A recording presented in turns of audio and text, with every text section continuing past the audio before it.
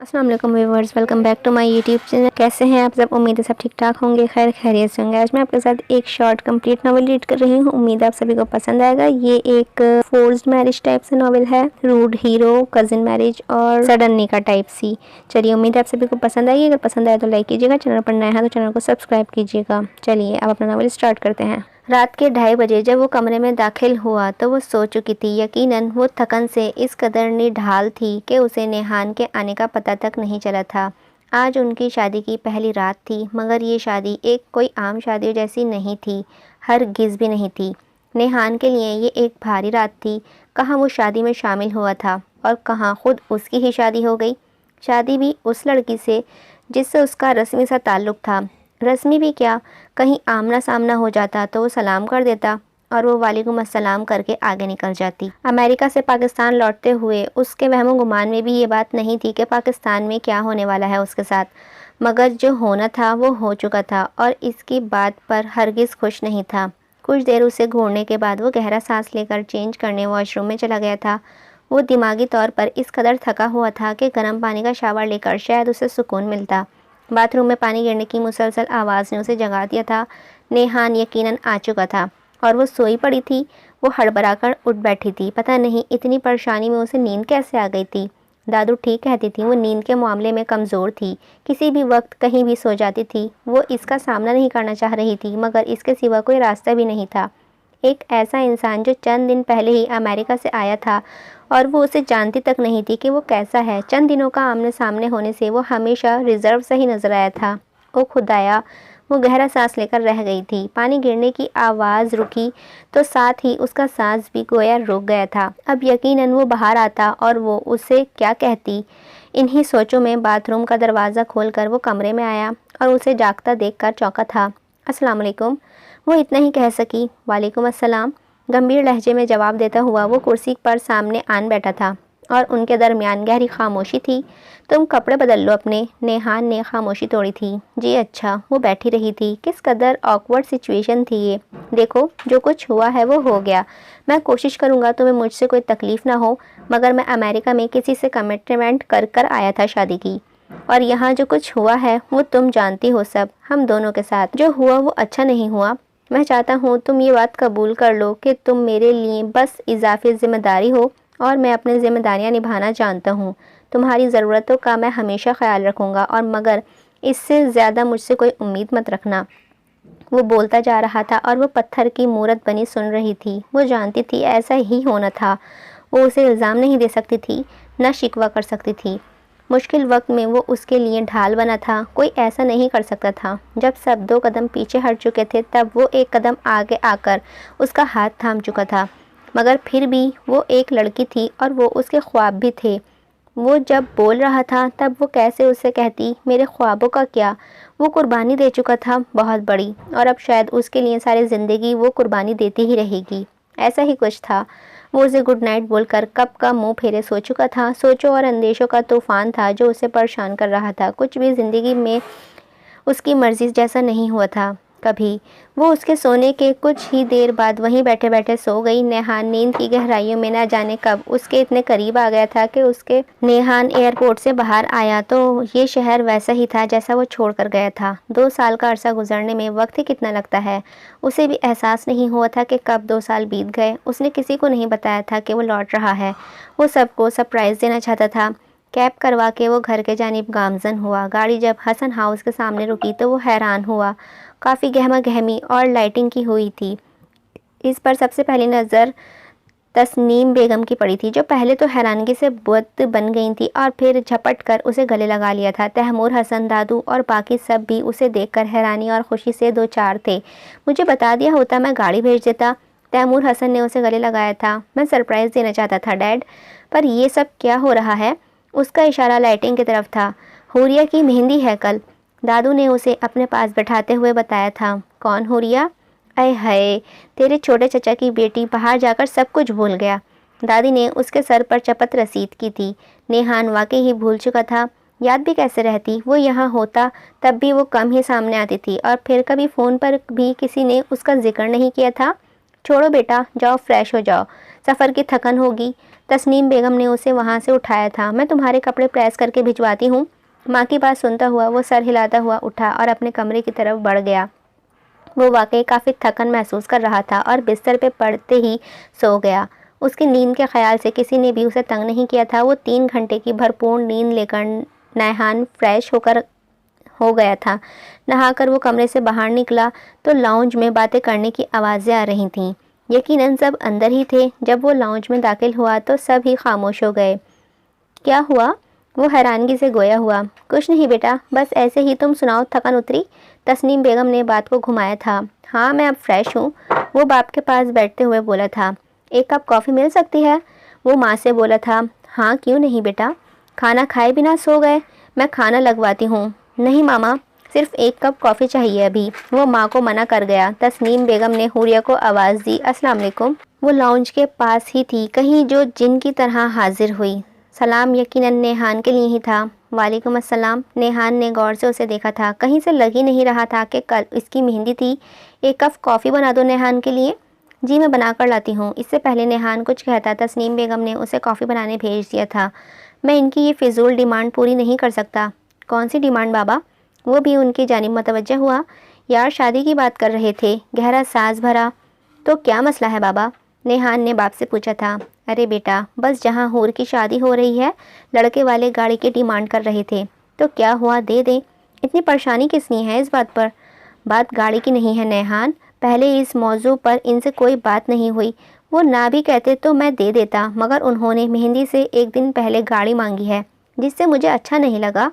मैंने पहले ही कहा था ये लोग मुझे कुछ जचे नहीं हैं। दादू भी आज पहली दफ़ा बोल पड़ी थी। कोई बात नहीं दादू, परेशान ना हो, एक गाड़ी की ही तो बात है, देने में क्या हर्ज है। नेहान ने दादी का हाथ थपका था। वैसे लड़का क्या करता है दादू? नौकरी करता है कहीं। दादू ने लब भींचे थे तो नेहान तैमूर हसन की तरफ देखने लगा। मुझे इतना इल्म नहीं, तुम्हारी माँ ने ही रिश्ता तय किया है, यकीनन कोई अच्छा काम करता होगा। उन्होंने कंधे उचकाते हुए कहा था। अरे बेटा, तुम किस चक्कर में पड़ रही हो? मैंने रिश्ता देखभाल कर ही किया है। इन सब बातों को छोड़ो, तुम अपनी सुनाओ, कैसे दिन गुजरे? तस्नीम बेगम ने बात ही बदल दी थी। हैदर, तुमने लड़के वालों से बच्चों के बारे में बात की? अभी नेहान कुछ कहता कि दादू ने तैमूर हसन को मुखातिब किया। नेहान ने हैरानगी से दादू को देखा। क्या मतलब? किसके बच्चे? लड़का पहले से शादीशुदा है, 2 बच्चे भी हैं। दादू ने नेहान को गोया मज़ीद इत्तला फहम पहुंचाई। क्या मतलब है? नेहान मज़ीद हैरान हुआ था। 2 बच्चों का बाप है और हुरिया से शादी हो रही है। हुरिया इसके दौरान कॉफ़ी लेकर लाउंज में दाखिल हुई थी। नेहान की बात सुनकर उसके चेहरे पर एक रंग सा आकर गुजरा था। वो कॉफ़ी देकर जिस खामोशी से आई थी उसी खामोशी से वापस चली गई थी। नेहान गहरा सांस लेकर रह गया था। इसे समझ नहीं आ रही थी कि यहाँ क्या हो रहा था, जबकि तस्नीम बेगम पहलू बदलती उठकर जा चुकी थीं। तुमने इस शादी से इनकार क्यों नहीं किया हुरिया? तुम इनकार कर देती तो किसी को जुर्रत नहीं होती कि तुम पर ज़बरदस्ती कर सके। दादू हुरिया से सख्त लहजे में बात कर रही थी जब नेहान ने अपने कमरे से निकल रहा था। इनकी बातें सुनता वो वहीं थम गया। दादू, ये सिलसिला रुकने वाला नहीं था। आज नहीं तो कल किसी ना किसी से शादी तो करनी ही होगी, फिर चाहे वो कोई भी हो। ऐसे घर के माहौल में तनाव पैदा होने से भला है कि मैं ताई की बात मान लूँ। और उनके घुटनों पर सर रखे बोल रही थी, मगर इतनी जल्दी तो नहीं थी, अभी सिर्फ 19 साल की हो। और तुमने कहा था तुम तालीम मुकम्मल करना चाहती हो। कोई बात नहीं दादू, मैं प्राइवेट तालीम हासिल कर लूँगी, इसमें कोई इशू नहीं है। हुरिया की थकी हुई आवाज़ ने नेहान को महसूस हुआ था कि वो इस शादी पर खुश नहीं थी, या फिर इतनी जल्दी शादी से खुश नहीं थी। वो नीचे आया तो माँ को टीवी देखता हुआ पाया था। मामा, वैसे ये हुरिया की शादी इतनी जल्दी करने की क्या ज़रूरत थी? वो सरसरी से अंदाज में पूछ रहा था। क्यों, क्या हुआ? किसी ने कुछ कहा है क्या? इनका कान खड़े हुए थे। अरे नहीं मामा, वैसे ही यूरोप में काफ़ी देर से शादियों का रिवाज है ना, इसीलिए बस जहन में आया। बेटा, वहाँ और यहाँ में बहुत फ़र्क है। वैसे भी हुरिया एक ज़िम्मेदारी है, जितना जल्द हो सके ज़िम्मेदारी अदा करनी चाहिए। इनकी बात से नेहान मुतफिक तो नहीं था, लेकिन उसने कोई जवाब नहीं दिया था। वो अपने काम से काम रखने का आदी था, मगर हुरिया की बातों से उसे लगा था कि वो खुश नहीं थी। इसे अंदाज़ा था कि तैमूर हसन ने उससे पूछकर ही रिश्ते के लिए रजामंदी जाहिर की होगी। कोई ज़्यादा मसला होता तो वो लाजमी इनकार कर देती। ना जाने क्यों नेहान बहुत गहरी संजीदगी से ये उसे सोचने लगा था। मेहंदी के फंक्शन शुरू था। नेहान ने पहली बार लड़के को देखा जो उम्र में काफ़ी बड़ा था। और उसकी फैमिली की बातें भी अजीबो-गरीब थीं। नेहान को इस रिश्ते की समझ नहीं आ रही थी कि क्या सोचकर तय किया गया था। वो दादू के पास आ गया। दादू, ये रिश्ता तो समझ में नहीं आ रहा है मेरे। वो उनके पास बैठते हुए बोला था। तुम्हारी माँ की ज़िद थी, क्या कर सकते हैं हम। ऊपर से हुरिया ने भी रजामंदी से हाँ कर दी तो मुझे भी खामोश होना पड़ा। वो भी जैसे भरी बैठी थी। नेहान ने दूर से स्टेज पर बैठी हुरिया को देखा था। कहाँ वो खूबसूरत छोटी सी छुई मुई सी अप्सरा और कहाँ साथ बैठा वो अधेड़ उम्र आदमी। नेहान को कोफ्त सी महसूस होने लगी थी और हुरिया पर गुस्सा भी आने लगा था कि ऐसी भी क्या मुसीबत आन पड़ी थी जो उसने इस इंसान से शादी करनी पड़ी। तय ये था कि मेहंदी वाले दिन ही निकाह की रस्म भी होगी और फिर रुखसती अगले दिन। तैमूर हसन मेहमानों के पास थे। नेहान ने माँ को ढूंढने की कोशिश की। वो दूल्हे के ख़ानदान के पास बैठी थीं और शायद किसी बात पर बहस कर रही थीं। नेहान ने उनके चेहरे से तनाव का अंदाज़ा लगाया था। अब तस्नीम बेगम साड़ी का पल्लू संभालती हुई उठकर तैमूर हसन की तरफ बढ़ी और उन्हें कान में कुछ बोला और साइड की तरफ ले गईं। नेहान भी उनके पीछे आया था। वो कह रहे हैं निकाह से पहले ही लड़के के लिए किसी अच्छी जगह घर लेकर दें। माँ की आवाज़ नेहान के कानों में पड़ी थी। तैमूर हसन का गुस्सा से खून खौल उठा। तुम ये रिश्ता कहाँ से ढूंढ कर लाई हो? निकाह का वक्त हो चुका है और अब ये नया शोशा छोड़ रहे हैं। तैमूर हसन गुस्से में बोले थे। मुझे क्या पता था कि ये ऐसे होंगे। वो भी सर झटकती हुई धीरे से बोली थी। जब तुम्हें नहीं पता था तो ऐसा रिश्ता जोड़ने से पहले पता करना था कि वो कैसे लोग हैं। तैमूर हसन का गुस्सा किसी सूरत कम नहीं हो रहा था। एक काम करते हैं, आप अजमत भाई साहब का मकान जो हुरिया के नाम है अब वही लड़के के नाम पर कर दें। आखिर रहेगी तो हुरिया ही ना इसमें। माँ की बात सुनकर नेहान को यकीन नहीं आया था कि ये इस तरह की भी बात कर सकती हैं। अच्छा, और कल को वो कहें एक फैक्ट्री भी लगा दें या चच्चा की फैक्ट्री ही दे दें तो आप क्या करेंगी? वो जो चुप कर बातें सुन रहा था ये एकदम ही सामने आया था। तुम यहाँ क्या कर रहे हो? जाओ मेहमानों को देखो, हम मामला संभाल लेंगे। नेहान को माँ ने टोका तो वो सरनफी में झटकने लगा था। मुझे नहीं लगता ये रिश्ता ठीक रहेगा हमारे ख़ानदान के लिए बाबा। वो माँ की बात को नज़रअंदाज करते हुए बोला था। पर बेटा, अब ऐन वक्त पर हम क्या बोल सकते हैं? तैमूर हसन भी वाज़ा तौर पर परेशान थे। इनके ख़ानदान की इज़्ज़त का सवाल था। बाबा, ऐसे रिश्ते बाद में गले का तूप बन जाते हैं। आप इनकार कर दें साफ। मज़ीद किसी डिमांड को पूरा करने की ज़रूरत नहीं है। वो फैसला कुन अंदाज में बोला। ऐसा नहीं होता नेहान, इतने मेहमान हैं, तमाशा लग जाना है। तमाशा कोई नहीं लगेगा, बस आप साफ बता दें इनको। ऐसे घटिया सोच वाले लोग, ये जिनको अखलाकी इक़दार का पता ही नहीं है, उनसे रिश्ता ना ही हो तो अच्छा है। तैमूर हसन ने गहरा सांस लिया था। लेकिन मैं जो बोल रही हूँ वो बस बहुत हो गया, मैं ख़ुद बात करता हूँ इनसे। तैमूर हसन ने हाथ उठाते हुए सख्ती से टोका था तो नेहान ने भी इत्तेफाक में सर हिलाया था, जबकि तस्नीम बेगम होठ भींच कर रह गईं। और फिर वही हुआ। उनकी डिमांड से जैसे ही तैमूर हसन ने इनकार किया वो निकाह से इनकार कर गए। स्टेज पे इस वक्त अच्छी खासी गर्मा गर्मी हो गई थी। अरे ये मेरे बेटी की शराफत थी जो यहाँ बारात ले आया, वरना बिन माँ बाप के बेटी को कौन पूछता है। वो औरत बुरी तरह फुंकारी थी। मेहरबानी आपके इस एहसान की, मेरी बच्ची मुझ पर भारी नहीं है, आप लोग जा सकते हैं। तैमूर हसन ने फिर भी इखलाक के दायरे में रहते हुए कहा था, जबकि लहजा इंतहाई सख्त था। हाँ हाँ, जा रहे हैं, हमें भी कोई शौक़ नहीं था बारात लाने का। ये तस्नीम बाजी ने मिन्नत समाजत ना की होती तो कभी न लाते बारात। ना जाने कौन से ऐब हैं जिन्हें छुपाने के लिए मेरे बेटे के पीछे ही पड़ गए। वो जहर उगल रही थी और तैमूर हसन ने सवालिया नज़रों से हैरानी से बीवी को देखा था, जो मुंह बनाते हुए अपना रुख बदल गई। कोई ऐब नहीं है मेरी बेटी में। अब ये शुरू होगा। पाकीज़ा है वो, और आप मेहरबानी करके इज़्ज़त से यहाँ से चले जाएं। तैमूर हसन मज़ीद बर्दाश्त नहीं हुआ था। हाँ हाँ, जा रहे हैं, रखो अपनी बेटी अपने पास। अगर इतनी ही पाकीज़ा है तो अपने बेटे से ब्याह देना था ना, हमारा वक्त क्यों बर्बाद किया। अब की बार वार बहुत ही सही जगह पे हुआ था। तैमूर हसन ने एक नज़र बेटे को देखा, जिसकी निगाहें सामने बैठी इस कमसिन लड़की पे थीं। आंखों में आंसू थे और सर झुका हुआ था। ऐसा ही होगा। अचानक तैमूर हसन की बात पे सभी बुरी तरह चौंके थे। नेहान तो कुछ लम्हे बोल ही ना पाया, लेकिन बाप के फैसले के खिलाफ भी नहीं जा सकता था। तैमूर, ये आप क्या कह रहे हैं? हुरिया और नेहान? तस्नीम बेगम हैरान हुई। क्यों, इसमें क्या बुराई है? वो माथे पर बल डाले बोले थे। और आप लोग अभी तक यहीं खड़े हैं? जा सकते हैं यहाँ से, क्योंकि अभी थोड़ी देर में मेरे बेटे का निकाह हुरिया से होगा। तैमूर हसन फित्री अंदाज में बोले थे कि दोबारा किसी को बोलने की जुर्रत ना हुई। हुरिया अज़मत बिनते मोहम्मद अज़मत आपका निकाह नेहान तैमूर वल्द तैमूर हसन से 10 लाख सिक्का रियाजुल वक्त मुकर्रर किया जाता है। क्या आपको ये निकाह कबूल है? उसकी आंखें नम थीं और जिस्म कपकपा रहा था। यूँ महसूस हो रहा था जैसे कोई भेड़ बकरी हो, एक ने नापसंद किया और अब दूसरे के आगे डाल दिया हो। कबूल है। इनकार की गुंजाइश तो पहले भी नहीं थी, अब भी वो इनकार ना कर सकी। कबूल व आजियब के बाद सभी के हाथ दुआ के लिए बुलंद हुए तो तस्नीम बेगम ने नफरत से हुरिया को देखा था, जिससे जान छुड़ाने की खातिर इतना सब किया। अब हमेशा के लिए उनके सामने रहेगी। तमाम मेहमानों को खाना सर्व कर दिया गया था। अपने बेटे को अकेला खड़ा देखा तो उसके पास चली आई। नाराज़ तो नहीं हो मुझसे? वो बेटे का हाथ थामे पूछने लगे। ऐसा क्यों सोचने लगे बाबा? वो अपने जहन से सब निकालता इनकी जानिब मुड़ा। पता नहीं, डर लग रहा है तुम्हारे और हुरिया के साथ ज्यादती तो नहीं कर गया? बिना दोनों की राय लिए ये निकाह करवा दिया।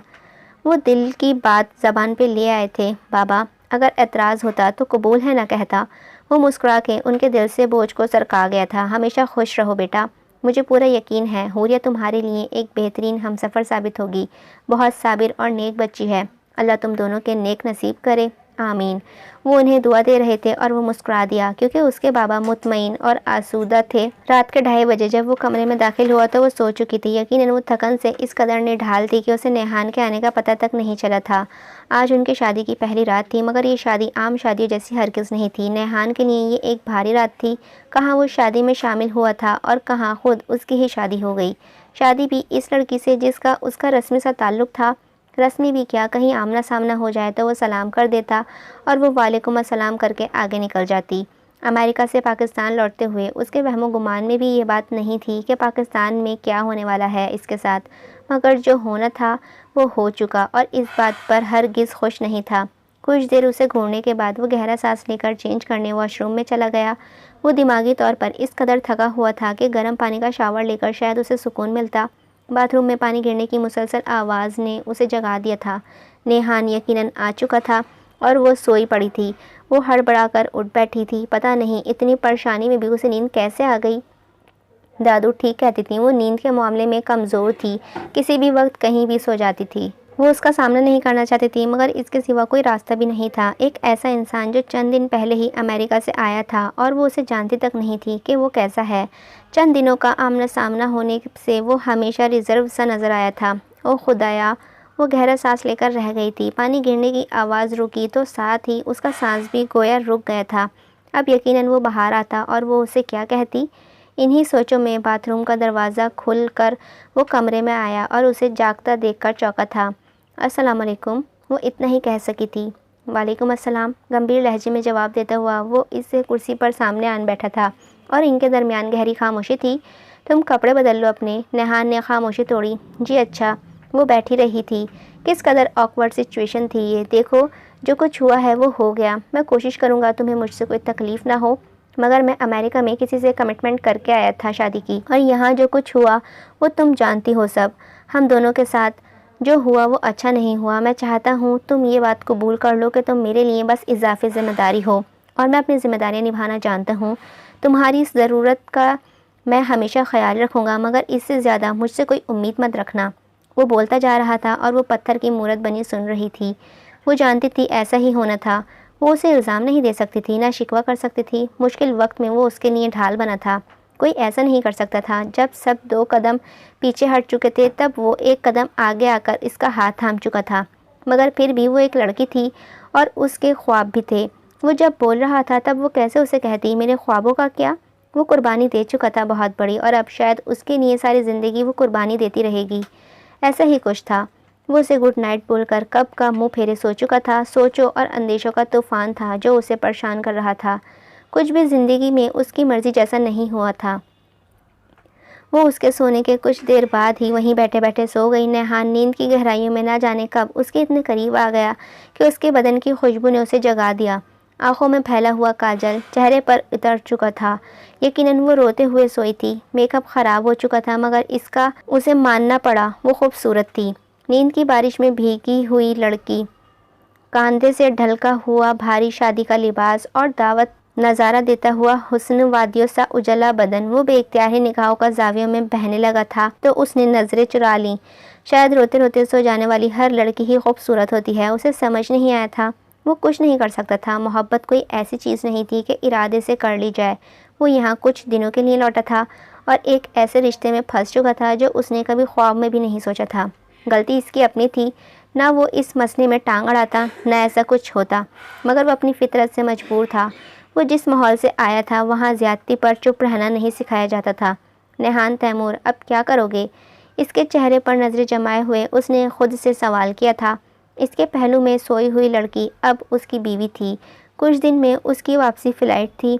वो गहरा सांस लेकर रह गया था। उसे अफसोस हुआ कि शायद इसका बिहेवियर अच्छा नहीं था, मगर वो क्या करता।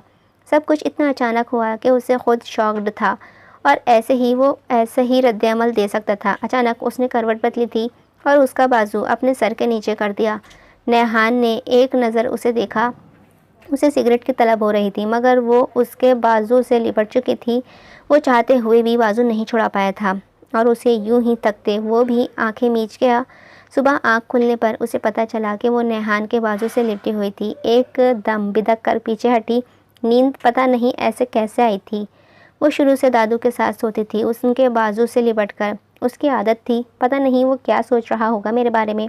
वो इसी अधेड़पन में थी कि दरवाजे पर हल्की सी दस्तक ने नेहान को भी जगा दिया था। उठ जाओ, नाश्ते की मेज़ पर थोड़ी देर में सब पहुंच जाएंगे। बाहर से तस्नीम बेगम की आवाज़ सुनाई दी थी। नेहान ने एक नज़र उसे देखा और फिर खामोशी से बाथरूम में घुस गया। 5 मिनट बाद वो आईने के सामने खड़ा तैयार हो रहा था। वो उसके कमरे से बाहर जाने के इंतज़ार कर रही थी। सॉरी, रात में कुछ ज़्यादा ही बुरी तरह पेश आया था। वो सोचों से चौंकी थी। इट्स ओके, वो इतना ही कह सकी। तैयार हो जाए, नीचे सब हमारा इंतज़ार कर रहे हैं। खिलाफ तवक्कुल नेहान काफ़ी नरमी से बात कर रहा था। मैं यहाँ ही नाश्ता कर लूँगी। वो बाहर सबका सामना करने से वाज़े तौर पर कतरा रही थी। वो कुछ देर उसे देखता रहा। Okay, as you wish. वो कमरे से बाहर निकल गया था। वो कमरे में अकेली रह गई थी, अपनी सोचों और कल की शर्मिंदगी के साथ। पता नहीं वो सबका सामना कैसे करेगी। वो जानती थी वो यहाँ मिसफिट थी। नेहान अपने कोल में फंस गया था। उसकी मामा उस रिश्ते पर राज़ी नहीं थी जो लम्हों में बन गया था। ऐसे में वो किसी से कुछ अच्छे की उम्मीद नहीं कर सकती थी। वो गहरा सांस भरते हुए खुद को वक्त के धार पे छोड़ी उठी थी कि चेंज करने लगी। हुरिया किधर है? ऐसे में वो कुछ अच्छे की उम्मीद नहीं कर सकती थी। वो गहरा सांस भरते हुए खुद को वक्त के धार पर छोड़ती हुई उठ के चेंज करने लगी। हुरिया किधर है? वो नाश्ते की मेज़ पर बैठा ही था कि दादू ने पूछा था। वो अपने कमरे में ही नाश्ता करेगी। कमरे में क्यों करेगी? नेहान ने कहा तो दादू ने उसे घूरा और मुलाजमा को आवाज़ दी, जाओ हुरिया को बुलाओ। नाश्ता सारा ख़ानदान एक साथ मिलकर करके करता है और अब वो ख़ानदान का हिस्सा है। दादू ने गालिबन तस्नीम बेगम को सुनाने के लिए कहा था, वो जो कुर्सी पर पहलू बदल कर रह गई थी। आओ बेटी, नेहान के साथ बैठो। हुरिया जो कि दादू के साथ बैठने लगी थी, वो एक लम्हे को परेशान हुई थी। नेहान ने कोई रद्द अमल नहीं दिया था, अलबत्ता तस्नीम बेगम के चेहरे पर कहीं रंग एक साथ आकर गुजरे थे। हुरिया ना चाहते हुए नेहान के साथ वाली कुर्सी पर बैठी थी। तैमूर हसन के आते ही नाश्ता लगा दिया गया था। तो फिर क्या इरादे हैं नेहान? आज रात वलीमे के बाद फिर हनीमून का प्लान कर लो। दादू ने नाश्ता करते हुए बहुत लगावट से कहा। नेहान के हाथ रुके थे और हुरिया के तो समझ ही नहीं आ रही थी कि क्या बोले। अभी कुछ प्लान नहीं किया, मेरी कुछ मसरूफियात हैं। नेहान ने सरसरी सा जवाब दिया। क्या मतलब प्लान नहीं? हुरिया मेरी मरहूम बेटे की निशानी है। मैं नहीं चाहती इसकी कोई भी ख्वाहिश अधूरी रहे।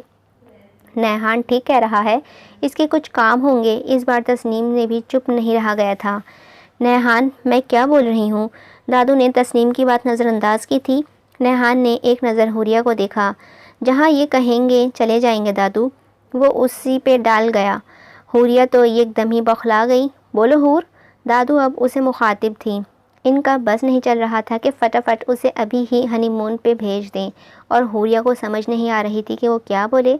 कुछ दिन में चले जाएंगे अम्मा, इतनी भी क्या जल्दी है? आज वलीमा कर लेते हैं, फिर देखते हैं।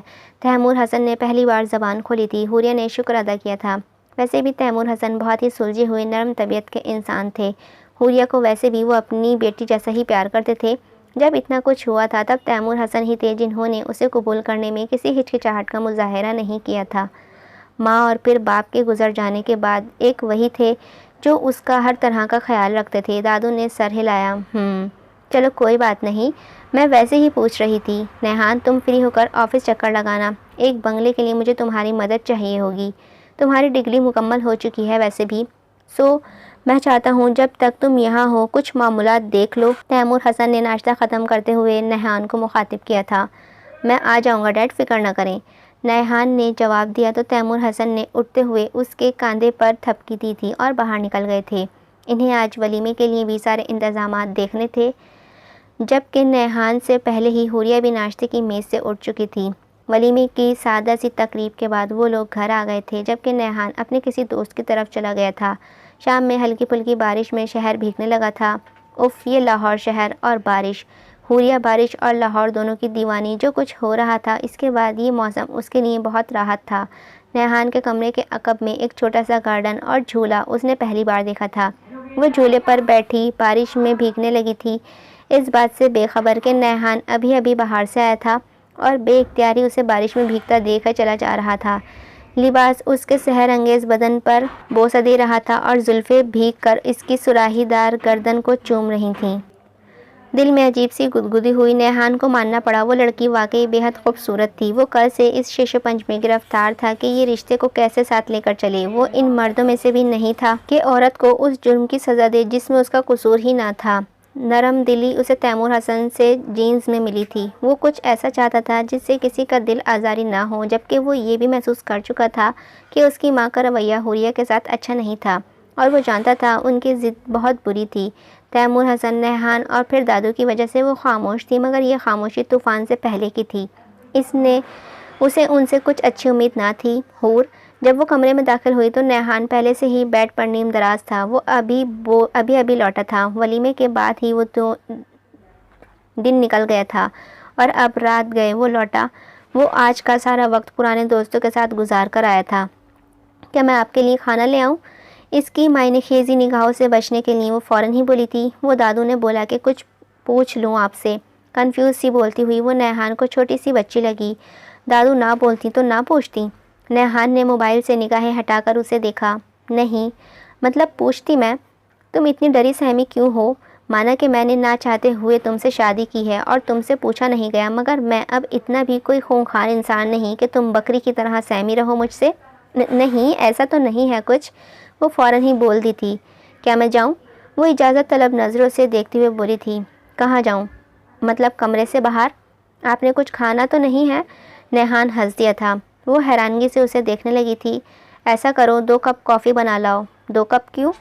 आप तो एक ही हैं। हाय रे इसकी मासूमियत। अब हम 2 हैं, 2 बना लाओ जी। अच्छा।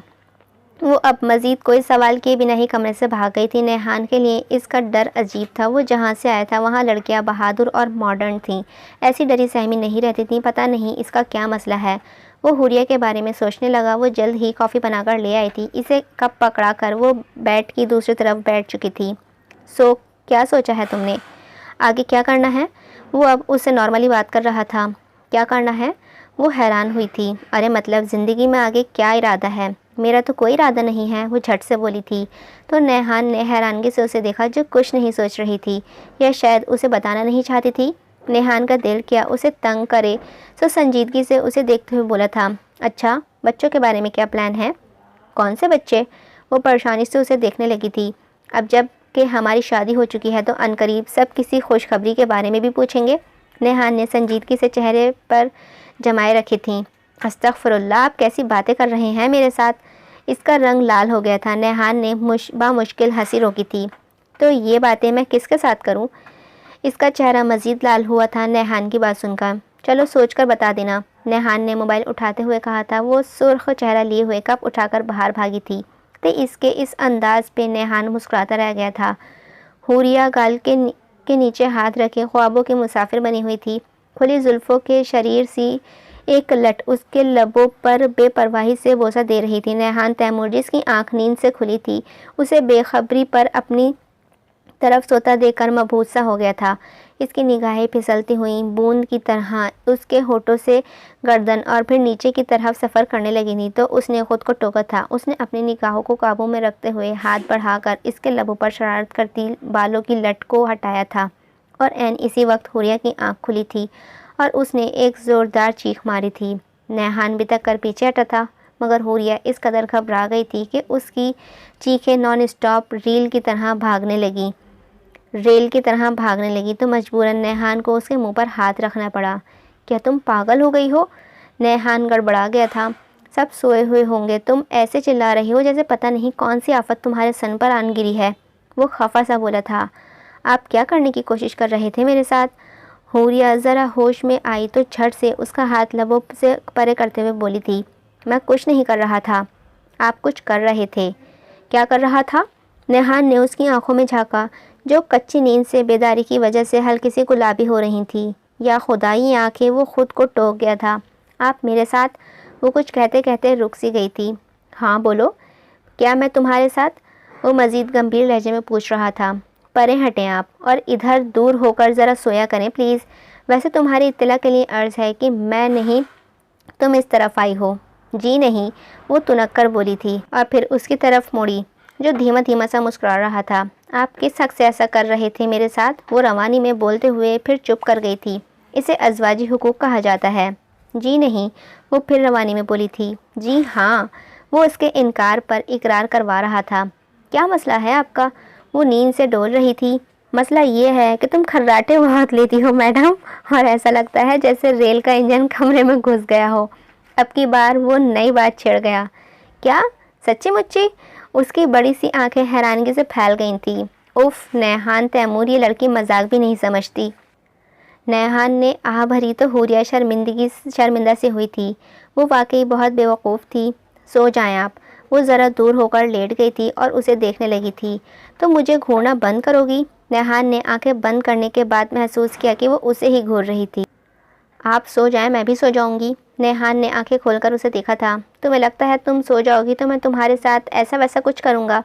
वो उसके दिमाग तक पहुँचने की कोशिश कर रहा था। हुरिया का चेहरा पल में लाल हुआ था। जी नहीं, ऐसा कुछ नहीं कहा है मैंने। वो नज़रें झुका के बोली थी। कहा नहीं, लेकिन सोचा तो है ना? वो अपनी बात पे बाज़िद था। नहीं सोचा, वो तुनक कर बोली थी। वैसे ऐसा वैसा कुछ भी मैं तुम्हारे साथ जागते हुए भी कर सकता हूँ। वो उठ बैठा था। क्या मतलब है आपका? वो बितकी थी। क्या रूम लॉक्ड है? नेहान ने पूछा तो हुरिया ने घबरा कर नेहान को देखा और फिर दरवाजे को। नेहान को लगा वो अभी उठकर दरवाजे की तरफ दौड़ लगा देगी तो एकदम ही हंस दिया। फिक्र मत करो, मैं ऐसा कुछ नहीं करने वाला। मेरा टेस्ट इतना भी ख़राब नहीं है। नेहान ने जानबूझकर ऐसा कहा था और तीर निशाने पर लगा था। क्या मतलब है आपकी इस बात का? वो बुरा ही मान गई थी। मेरा मतलब है कि मैं हुस्न परस्त हूँ, बहुत बाज़ोग भी हूँ। सो रहने दो सारे डर। तुम्हें मुझसे डरने की ज़रूरत नहीं है। वो जिस अंदाज में बोल रहा था, हूर के पैरों लगी सर पर भुजी थी। आप मुझे बदसूरत बोल रहे हैं? वो होठ चबाते हुए बोली थी। नहीं तो? मैंने तो ऐसा कुछ नहीं कहा। वो मुकर ही गया था। कहने की क्या ज़रूरत है? मतलब तो यही था। वो रूहान सी हो गई थी। सही। एक मिनट, क्या मतलब है सही का? वो सर हिलाकर खुद ही चौंकी थी। क्या मतलब नहीं है? सो जाओ, कोई मतलब नहीं है, सो जाओ यार। नेहान दिल में ही हंसा था। वो बस उसे घूर कर रह गई थी। नेहान ने आंखें बंद कर लीं। वो जानता था कि वो उसे ही घूरे जा रही है। पता नहीं क्यों, लेकिन उसे हुरिया को तंग करने में मज़ा आने लगा था। नेहान की आंख खुली तो उसे हुरिया को आईने के सामने खड़ा पाया, जो गीले बालों को कंघा कर रही थी। सिया रेशमी जुल्फ़ें किसी रात की तरह थीं और गर्दन पर तिल। वो उसे अहमक में देखने लगा था। शादी किसी और के साथ तय थी और ऐन वक्त पर किसी और के साथ हो गई। मैट्रिक में थी जब चाचा चच्ची एक कार एक्सीडेंट में गुजर गए। वक्त के साथ नेहान ने उसे बड़ा होते देखा था। वो बोर्डिंग स्कूल में था, फिर कॉलेज यूनिवर्सिटी में भी ज़्यादा हॉस्टल में रहा था और फिर बाहर चला गया था। सो इनके दरमियान रस्मी सा एक ताल्लुक़ रहा था। इसे देखते हुए नेहान ने सोचा, और वो एक बहादुर लड़की थी जो ज़िंदगी के हज़ार दुखों के मसाइल के साथ लड़ रही थी, एक सच्ची वॉरियर। जब वो जुल्फ़ों के बांधने लगी तो नेहान चौंका था। इनको खुला रहने दो। वो बदक कर पीछे मुड़ी थी और फिर झपट कर अपना दुपट्टा ओढ़ा था। नेहान बेड पर सीधा होकर बैठ गया। वो उसे देखने लगा। लगता है तुम मुझे शौहर नहीं समझती। इसकी बात पे हूरी ने इस्तेजाब से उसे देखा था। ऐसी बात तो नहीं है। लग तो यही रहा है जैसे मैं कोई लोफर या लुच्चा लफंगा हूँ जिससे तुम्हें डर है कि कहीं कुछ ना कर दूँ। नेहान को इसका अंदाज़ अच्छा नहीं लगा था, इसीलिए कुछ तलक सा हुआ था। वो असल में मुझे शर्म आती है, इसीलिए बस। निगाहें झुकाए हुए बोल रही थी। तुम एक बहादुर लड़की हो हुरिया, मैं तुम्हारी बहादुरी को अप्रिशिएट करता हूँ और तुम्हारी इज्जत करता हूँ, सो सर झुकाकर डरी हुई बकरी बनकर मेरे सामने मत रहा करो। You are warrior, live like that. Huriya ने सर उठाकर नैहान को देखा था। पहली बार किसी ने उसे सराहा था। वो हालत से लड़ते लड़ते काफ़ी थक चुकी थी। अपनों को खो देने का डर और फिर अपनों के हाथ जख्ममंद बंद नहीं होते थे। हमारे दरमियान मोहब्बत ना सही मगर इज्जत भरा एक ताल्लुक़ है। तुम्हें और मुझे उसे कबूल करने में वक्त लगेगा, मगर मैं नैहान तैमूर हसन ताल्लुक़ में सच्चाई का कायल हूँ।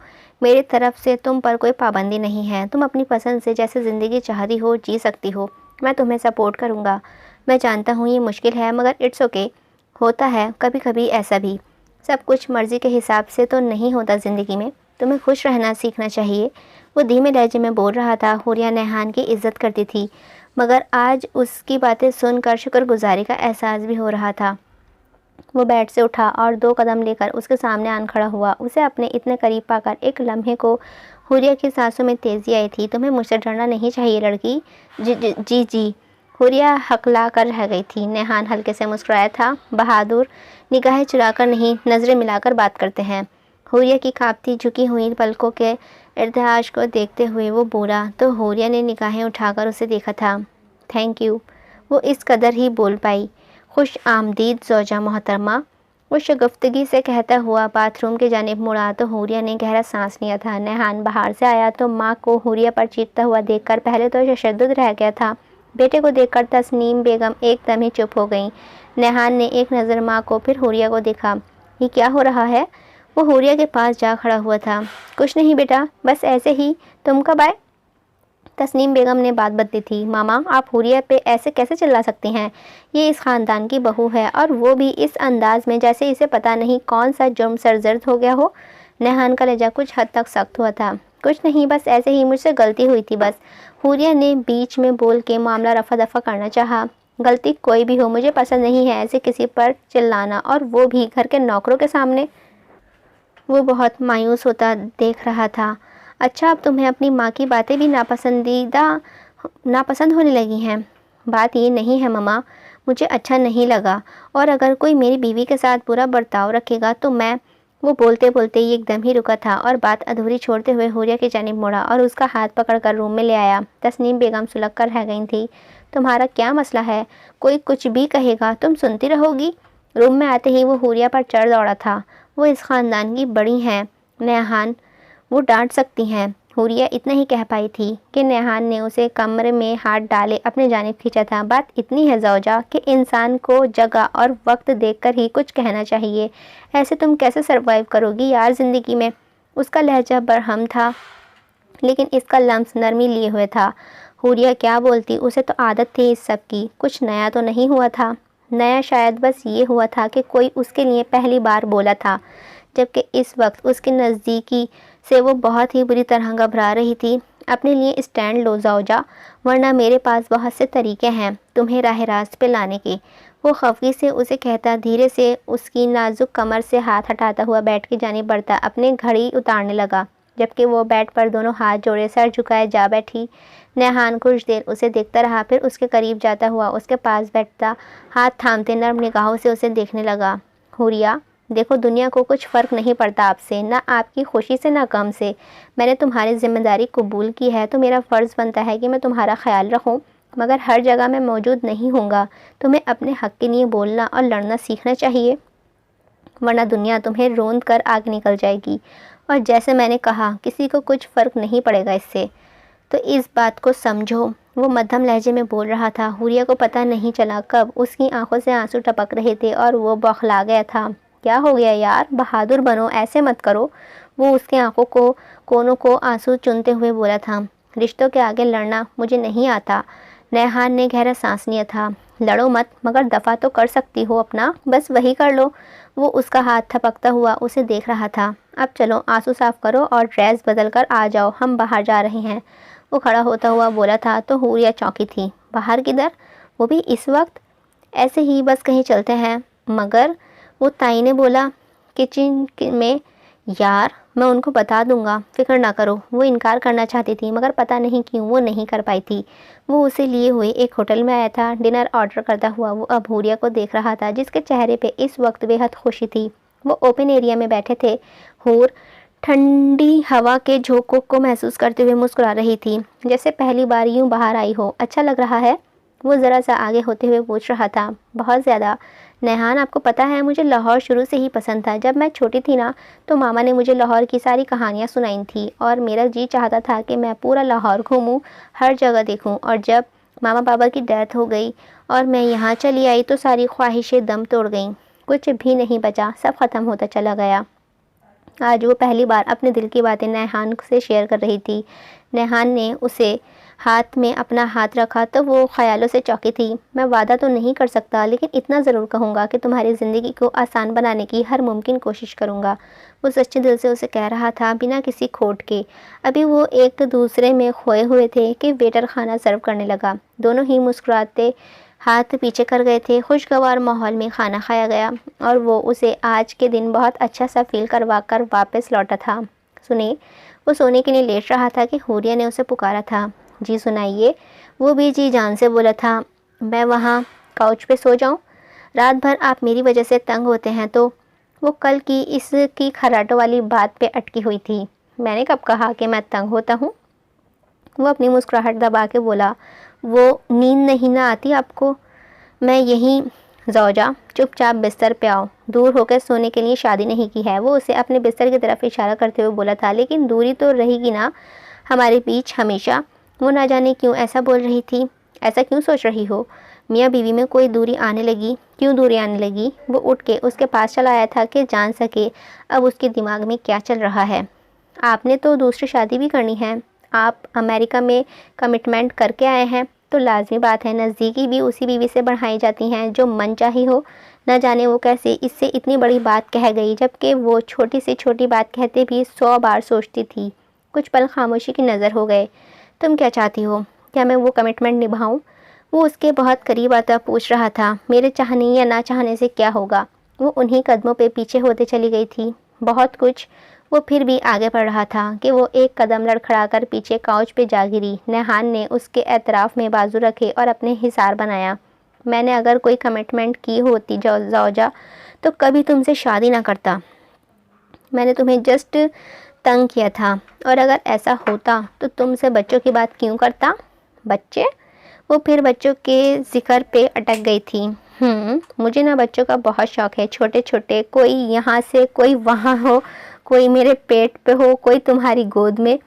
ढेरों ढेर बच्चों का, पूरा कमरा भर जाए। वो खुशी से बोलता हुआ पूरे कमरे को फोकस कर रहा था। इतने ज़्यादा बच्चे मैं नहीं पैदा कर सकती, और फिर इन्हें संभालेगा कौन? वो भी अब की बात उसकी बात सुनते झिरझिरी ले गई थी। तुम बस पैदा करना, संभालने का काम मेरा। वो उसके कमर में हाथ डालते हुए उसे अपने सीने से लगा गया था। ये क्या कर रहे हैं? छोड़े मुझे। वो एकदम घबराई थी। यार अब दूर रह के तो डैश डैश ना पास आना पड़ेगा तो थोड़ा आपको थोड़ा मुझे। वो मायनेखेजी से कहता हुआ धीरे से उसके गले से दुपट्टा उतार गया था। नहीं अभी नहीं, अभी तो मैं खुद ही बच्ची हूँ। वो बौखलाई थी। अच्छा तुम बच्ची हो? 19 साल की हो गई हो और बच्ची हो? वो उसके फूले हुए नर्म मुलायम गाल खींचते हुए दांतों से काट गया था। मुझे आपकी आंखों से खौफ आ रहा है। वो उसकी आंखों पे हाथ रख गई थी। सिर्फ आंखों से ही ना, मेरे होठों से तो नहीं आ रहा ना? वो बिना उसका हाथ हटाए बोलते उसके लबों पे एकदम ही अपने होठों का कफल लगा गया था। हुरिया के पूरे जिस्म में करंट दौड़ा था। वो अपना सांस ही रोक गई थी। उसे सांस रोकते देखकर वो पीछे होता उसे देखने लगा। उसके माथे पे 2 बलाए थे। सांस क्यों रोकी है? सवाल करते लहजे में सकती थी। आपने रोकी है? वो मनमनाई थी। सांस कैसे रोकते हैं? अभी बताया नहीं आपको? वो अपना सर मजीद पीछे करती हुई सहमी हिरनी की तरह नेहान को देखे जा रही थी, जो उसके इस तरह एक्ट करने पे बेसाख्ता ही पीछे होता हंसता चला गया था और फिर दूसरी तरफ आके लेटता हुआ लाइट्स ऑफ करता मध्यम लाइट्स ऑन कर गया था। बेफिक्र रहो पागल, मुझे ज़बरदस्ती पसंद नहीं है। मैं तो बस तुम्हें कंफर्टेबल करवाना चाहता था और ज़्यादा कुछ नहीं। वो उसकी जानिब देखता हुआ धीरे से बोला था। ये किस भी क्या कंफर्टेबल का हिस्सा थी? वो भी शौक होती हुई उसके जानिब करवट ले गई थी। उसे नेहान पहले मगरूर सा लगा था, पर अब उसके साथ उन चंद दिनों में ही वो उसे सबसे अलग लगा। ओ यार, वो तो छोटी मोटी गुस्ताखी में आती है। इतना तो हक बनता है एक शौहर का कि बीवी से छेड़छाड़ करे। छोटी मोटी डोज मिलती रहे तो थोड़ा पुरसुकून रहूँगा ना, वरना बहुत तंग करूँगा, जज्बात में बहक जाऊँगा। वो इसे बावर करवाता हुआ एकदम ही से उसके कमर पर हाथ डाले अपनी ओर खींच गया था। वो फिर से सांस रोक गई थी। हूर, ये लास्ट वार्निंग है, अब तुम छोटी छोटी बात पर सांस रोकोगी तो आई स्वेयर मैं सच में सांस बंद कर दूंगा तुम्हारी। वो उसकी नाक के साथ नाक रब करता हुआ गंभीर लहजे में बोला था। हूर का दिल पसलियाँ तोड़ते हुए बाहर आने को मचला था। छोटे छोटे सांस लेती वो उसे बता रही थी कि वो सांस ले रही है। गहरी सांस भरो। वो अपने चेहरे को मजीद उसके करीब करते हुए बोला तो वो होठों से होठ रब हुए। वो फिर से सांस रोक गया। इस बार नहयान ने वाकई उसकी सांसों का गला घोट दिया था और अगले पल ही वो खींच खींच के सांस लेने लगी थी। उसके सांसों को हमवार करता वो उसके सर पर अपने सीने पर रखता हुआ वो उसके कोई तारीफी प्यार भरे जुमले की तवक्को कर रही थी कि एकदम ही सर ऊपर उठाता उसकी बात पर उसे घूरा था। कल लगा लेना आप खुद अपने होठों पे, बड़ी अच्छी लगी है आपको, वो नखरे दिखाते हुए बोली थी। हा हा हा हा यार, इन लबों के जाम के साथ मज़ा आया है, ऐसे कौन से कमबख्त को मज़ा आना है। वो अब की बार मज़ीद उसे अपने साथ कस के लगाते हुए बोला था तो हूर के चेहरे की मुस्कान ने छुआ था। आंखें मूंदे वो खुद को हवाओं में उड़ता महसूस कर रही थी। अल्लाह ने सब्र का फल जो दिया था, नेहान जैसा जीवन साथी अता कर दिया था, वो अल्लाह का जितना शुक्र अदा करती कम था, क्योंकि नेहान एक आइडियल शौहर था और ऐसा शौहर नसीब वालों को मिलता है और वो नसीब वाली थी। ज़रा सा सर ऊपर उठाते हुए वो आंखें मूंदे नेहान को देखती चली गई। जी अच्छा, आगे बढ़ते उसके चेयर गाल पे एक बोसा दे दिया, लेकिन फिर धड़कते दिल से खुद को टोका था। ज़्यादा फ्री मत हो, अगर वो फ्री हो गया तो फिर सारी रात उसकी मनमानियाँ चलेंगी और तुम रोती सिसकती रहना। वो खुद को सरजनिश करती हुई अब रुख वापस नीचे किए सोने की कोशिश करने लगी थी। इनका हनीमून का प्रोग्राम बना तो नेहान नाराज़ सा हो गया था। वो उसे वर्ल्ड टूर पर ले जाना चाहता था, एटलीस्ट दुबई और अमेरिका तो लाजमी लेके जाना था, पर उसने मरी जैसे शहर का इंतखाब किया। उसे पहले पूरा पाकिस्तान घूमना था, इसके बाद ही वो आउट ऑफ कंट्री जाती। दूसरी तरफ तस्नीम बेगम ने बहुत कोशिश की इनकी राह में रोड़े अटकाने की, लेकिन नेहान ने एक ना सुनी और हूर को लिए मरी के लिए रवाना हो गया था। लाहौर से इस्लामाबाद उन्होंने बाय एयर सफ़र किया था। इसके बाद वहाँ से वो इसे लिए अपनी गाड़ी में मरी का रुखसत सफ़र बांध चुका था। गाड़ी मरी की शाहराहों की तरफ रवां-दवां थी। हुरिया मबहूत से गुजरते हुए हसीन मनाजर को देख रही थी। नेहान गाहे बगाहे एक नज़र उस पर डालता और फिर सड़क पर निगाहें जमा लेता था। वो आज सुबह ही निकले थे और इस वक्त दिन भी इतना शुरू हो चुका था। रास्ते में खाना खाकर वो अब फिर सफ़र पर गामज़न थे। रास्ता खूबसूरत थे और शायद हम सफ़र भी। सड़क नदी के किनारे किनारे भाग रही थी और कभी कभी कहीं से बर्फ़ पोश पहाड़ दिखाई देकर ओझल हो जाते थे। तारीकी फैलने के करीब वो गेस्ट हाउस पहुंच चुके थे। वो सारा दिन सफ़र की वजह से थके हुए थे। सूरज के गुरूब होते ही सर्दी की लहरें में एकदम ही इजाफा हुआ था। नेहान ने आतिशदान में खुश्क लकड़ियां जलाई थीं, जबकि हुरिया कपड़े बदलने चली गई थी। नेहान ने शीशे के बाहर देखा, जहाँ धुंध आहिस्ता आहिस्ता फैल रही थी। बरकी कुमकुमों की रोशनी में धुंध का फैलाव वाज़ा हो रहा था। हुरिया बहुत ही खामोशी से नेहान के पास आकर बैठ चुकी थी। वो जो मोबाइल में लगा था, इसका बैठना महसूस कर चुका था। उनके दरमियान लकड़ी जलने की चटकने की आवाज़ें थीं। दोनों ने दिल की हालत अजीब हो रही थी। पहली बार ऐसा हुआ था कि दोनों ही खामोश थे। नेहान ने गहरी निगाहों से हूर को देखा। आग की रोशनी में उसका चेहरा तमतमा रहा था। नेहान की नज़रें उसकी गर्दन से होते हुए उसके नीचे जानिब जाने लगी थीं, तो फ़ौरन ही नज़रों को काबू किया। इस तरह बहुत मुश्किल हो जाएगा नेहान, खुद पे कंट्रोल कर। वो दिल ही दिल में खुद को मुखातिब करता हुआ बोला था। उसे कॉफ़ी की शदीद तलब होने लगी थी। ध्यान बटाने के लिए उसे ये करना था, वरना वो आज अपने जज्बात पे काबू नहीं पा रहा था। सो बाहर गाड़ी से कॉफ़ी का सामान उठा लाया था और हुरिया फ़ौरन ही कॉफ़ी बना लाई। ये किस कदर खूबसूरत है। कॉफ़ी बनाकर उसे देते हुए हूर ने शीशे से बाहर देखते हुए कहा, जहाँ धुंध में लाइट्स दिया बन कर टिमटिमा रही थीं। हाँ सो तो हैं। कॉफ़ी का सिप लेते हुए नेहान ने प्यार से कहा था। एक लम्हा जिसमें सुकून हो किस कदर खूबसूरत होता है। लकड़ी की चटकने की आवाज़ें, धुंध फैलती हुई, सर्दी का अजीब सा एहसास। ये गेस्ट हाउस बाज़ार से हटकर था, सो अजीब सी खामोशी का समा था। वो दिन भर की थकी हुई थी, सो जल्द ही उठकर बिस्तर में चली गई थी, जबकि नेहान उसे देखता हुआ अब अपनी सोचे पर मुस्कुरा रहा था। रात के न जाना कौन सा पहर था कि नेहान को नरम व मुलायम जिस्म अपने सीने पर धरा हुआ महसूस हुआ। वो काफ़ी देर से उसे महसूस कर रहा था, पर गहरी नींद टूटने का नाम ही नहीं ले रही थी। पर अब उसकी आंखें खुली तो हूर आधे से ज़्यादा उस पर लेटी, उसके बाजू जकड़े हुए थी। इसकी इतनी नज़दीकी पे नैहान ने थूक निकलते हुए उसे देखा था। कोई इतना प्यारा हो सकता है, और वो भी इस कदर कैसे हो सकता है? वो उसके बालों में हाथ डालते हुए, पीछे करते हुए, उसके नैन नकुश को देखते हुए बहकता चला गया था। नींद में खुद ही हावी होते नैहान को रोकने की हूर ने कमज़ोर सी मज़ाहमत की थी, लेकिन उसके मुंह ज़ोर जज्बों के आगे वो ना टिक सकी और बिलाखिर अपना आप उसे सौंप दिया था। वो हनीमून से वापस लौटे तो बहुत ही हशाश बशाश थे। जाते हुए वो दोनों अलग अलग थे, लेकिन अब आते हुए दो जिस्म जा महसूस हुए। और यही तस्नीम बेगम नहीं चाहती थी, पर होनी को कौन टाल सकता है? वो किचन में खड़ी मीठा बना रही थी कि तस्नीम बेगम उसके पीछे जा खड़ी हुई और बिना उसे पता लगे उसका दुपट्टा चूल्हे की आंच पर रखते हुए फ़ौरन ही बाहर निकल आई। हूर अपने ध्यान में लगी खीर बना रही थी कि अचानक ही उसके दुपट्टे ने आग पकड़ी। इससे पहले कि आग उसके बालों तक पहुंचती, अचानक ही अल्लाह ने नैहान को वहां भेज दिया। हूर, वो चिल्लाया था। इसी पल वो पलटी थी जबकि नैहान ने उसका दुपट्टा उसके गले से निकालते हुए दूर उछाला था, जिसने नैहान की हथेली जल गई थी। नैहान, हूर तड़प कर उसकी जानिब लपकी थी। नैहान वो नम आंखों से उसकी हथेली देख रही थी। तुम ठीक हो? नैहान ने अपनी हथेली छुड़ाते हुए उसे देखा था। इसकी बैक बाल चेहरा सब तरफ देखता इत्मीनान करता हुआ उसे अपने सीने से लगा गया था। आंखों में खो देने का डर था। सख्ती से आंखें मीचे वो दिल ही दिल में रब का शुक्रगुजार हुआ। अगर आज वो अचानक ही इधर का रुख ना करता तो इससे आगे का वो सोच ही नहीं पा रहा था। अरे नैहान बेटा, तुम यहाँ कैसे आ गए? और ये दुपट्टे को आग कैसे लगी? तस्नीम बेगम ने अंदर आते हुए मसनूई हैरत और अफसोस से पूछा था। तायम्मी, पता नहीं, अचानक ही भड़क गई। प्लीज़ नैहान, आप चलें, मैं आपके हाथ में मरहम लगा दूँ। हाय अल्लाह, मैं मर गई। क्या हुआ है नैहान को? तस्नीम बेगम मचल के नैहान तक पहुँची थी।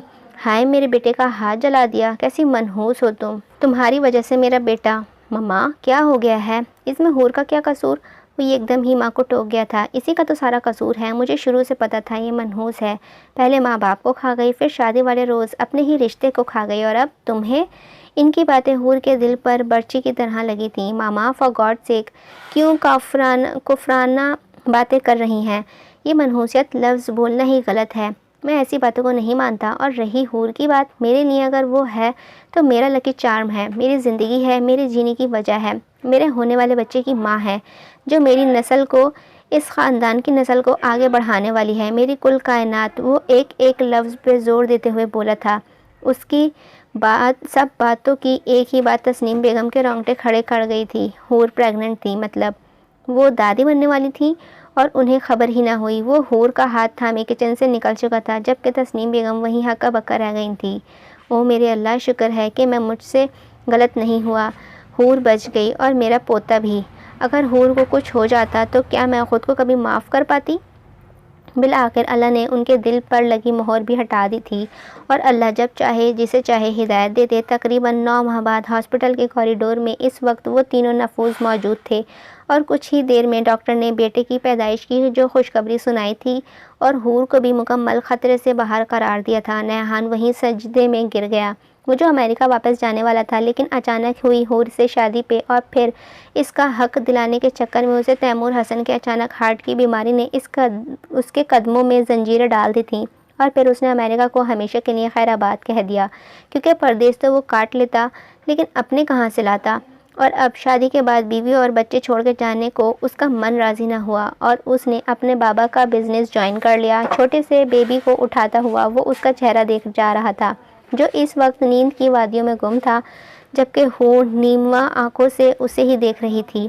उसकी आंखों में एक अनजानी सी खुशी थी, माँ बनने की खुशी। वो मुस्कुराई। नैहान ने छोटा सा बेबी उसके पहलू में लिटाया था और ज़रा सा झुकते हुए हूर के माथे पे मोहब्बत से सर सब्त की। थैंक यू सो मच मेरी कुल कायनात। बस 9 बच्चे और हो जाए, फिर सुकून आ जाए। वो जो उसके बोसा लेने से रूह तक सरशार हुई थी, उसके 9 बच्चों वाली बात पर रुहासा होते हुए उसे देखा कि अगले पल नैहान ने कहा लगाया, ज़िंदगी को हमेशा मोहब्बत से जिए, ना कि नफ़रत में दूसरों की ज़िंदगियां बर्बाद करें। ख़त्म शुद। उम्मीद है आप सभी को नॉवल अच्छा लगा होगा। छोटी सी स्टोरी थी, बीच में थोड़ी बोल्ड भी हो गई, मगर फिर भी ठीक थी। लाइक हीरो बहुत अच्छा था और मैसेज बहुत अच्छा था। चलें, आप लोगों को कैसी लगी कमेंट में मुझे लाजमी बताइएगा। मिलते हैं किसी और नॉवेल के साथ, जब तक अपना ध्यान रखिएगा, मुझे अपनी दुआ में याद रखिएगा। अल्लाह हाफ़िज़।